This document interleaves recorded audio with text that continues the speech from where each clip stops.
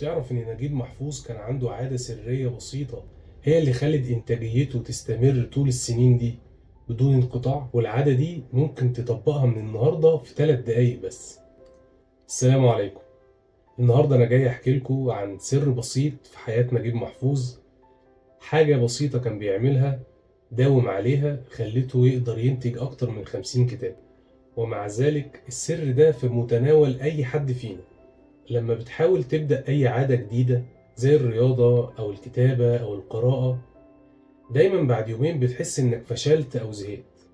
ده مش لأنك كسول، ده لأنك لسه معرفتش تخدع مخك بالطريقة الصح.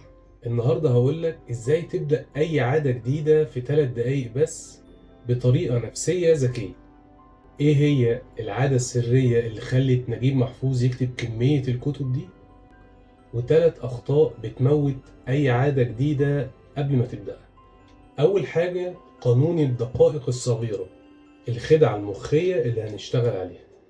العقل البشري بيقاوم أي تغيير كبير، لكن بيسيبك تعمل أي تغيير صغير بدون مقاومة. لو عايز تقرأ كتاب ما تقولش أنا كل يوم هقرأ ساعة، قول أنا كل يوم هقرأ صفحة واحدة بس.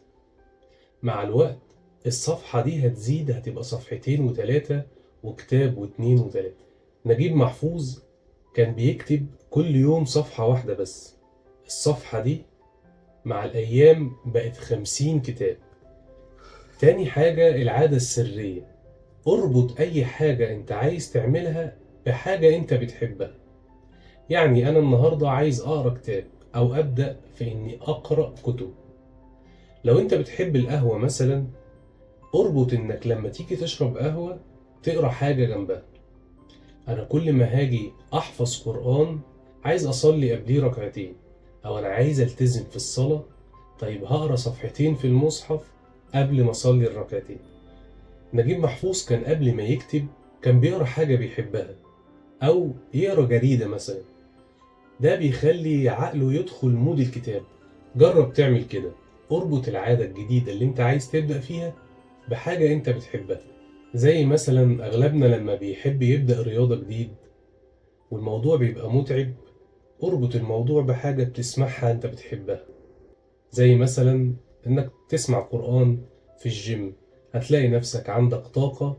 اسمع حاجة كويسة وانت بتمشي او بتلعب رياضة، اشرب حاجة بتحبها وانت بتذاكر، وهكذا. تالت حاجة، ال3 أخطاء اللي بيدمروا أي عادة جديدة. أول حاجة، الحماس الزايد. زي مثلا عايز تبدأ قراءة فتقول لنفسك أنا كل يوم هقرأ كتاب كامل، أو إن أنا هقرأ ساعة كاملة كل يوم، وبعد يومين بتزهق. ابدأ ب3 دقايق بس، مع الوقت هيزيد. تاني حاجة، عدم المتابعة. لازم تتعود تتابع التقدم بتاعك في الحاجة اللي انت بدأتها علشان ما تفقدش الحماس اللي انت بدأت بيه. اعمل علامة صح على كل يوم انت اتمرنت فيه، او على كل صفحة انت وصلت لها في الكتاب. تالت حاجة، اختيار الوقت الغلط. اي عادة بتبقى محتاجة وقت يكون مناسب ليها. يعني ما تبدأش تمرين وانت تعبان، ما تبدأش تقرأ وانت مصدع. اختار وقت صح لكل حاجة انت عايز تبدأ فيها جديد. جرب تبدأ اي عادة جديدة في وقت نشاطك فيه عالي، مثلا زي الصبح. يلا نبدأ مع بعض.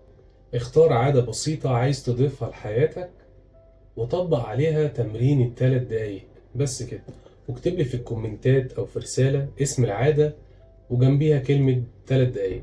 زي مثلا هبدأ رياضة 3 دقايق، هبدأ قراءة 3 دقايق. في النهاية عايز أقولك إن اللي بدأ صغير كمل كبير. حط رجلك على أول الطريق النهاردة، وصدقني بعد شهر بس هتشوف فرق كبير. ما تنساش تعمل لايك أو تقييم للحلقة لو عجبتك، وشارك معايا تجربتك. أنا إبراهيم حسين، وده كان كلام ينفع. استناني في الحلقة الجاية، حلقة هنتكلم فيها عن الثقة بالنفس.